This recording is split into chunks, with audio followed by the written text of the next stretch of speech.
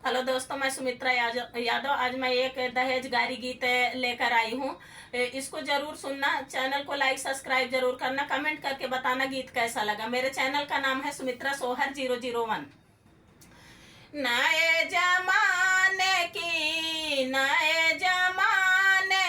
नई सरकार हो, दहेजवा में दुल्हा मांगे फॉर्च्यूनर कार हो, दहेजवा में दुल्हा मांगे फॉर्च्यूनर कार हो, दहेजवा में दुल्हा मांगे।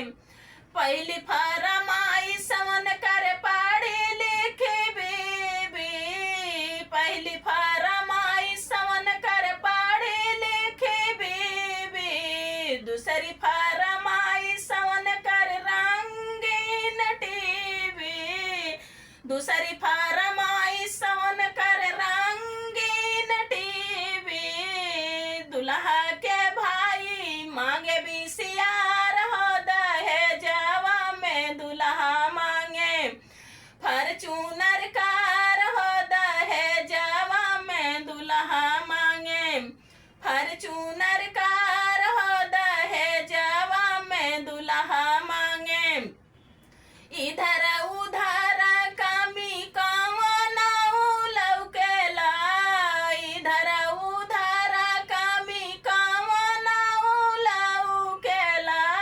दुल्हा के भाई मड़ाउई में भौंकेला हो, दुल्हा के भाई मड़ाउई में भौंकेला हो। रही रही बोलै जैसे, रही रही बोलै जैसे बड़का सियार हो, दहेजवा में दुल्हा मांगे फॉर्च्यूनर कार हो, दहेजवा में दुल्हा मांगे। दूल्हे के पापा मांगे 10 लाख तिलकिया हो, दूल्हे के पापा मांगे 10 लाख तिलकिया हो। सोनावा के कल शादी है दुअरे पे इज्जतिया हो, सोनावा के कल शादी है दुअरे पे इज्जतिया हो।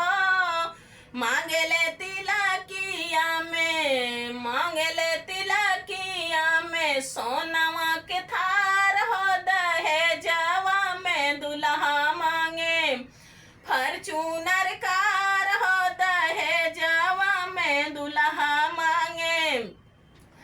माड़व के हिलाई समधी मांगई हीरो होंडा हो, माड़व के हिलाई समधी मांगई हीरो होंडा हो।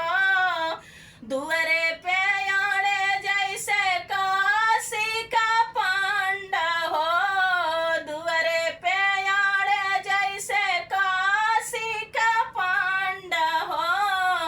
मुहवा फूलावई जैसे, मुहवा फूलावई जैसे कटले बिलार हो, दहेजवा में दुल्हा मांगे फॉर्च्यूनर कार हो, दहेजवा में दुल्हा मांगे। टीवी फ्रिज वाशिंग मशीन हो, TV fridge cooler washing machine हो। हीरा के अंगूठी मांगे दुल्हा के बहिन हो, हीरा के अंगूठी मांगे दुल्हा के बहिन हो। सुल्तानपुर सहरिया में, सुल्तानपुर सहरिया में चलावे बीसीआर हो, दहेजवा में दुल्हा मांगे फॉर्च्यूनर कार हो, दहेजवा में दुल्हा मांगे फॉर्च्यूनर कार।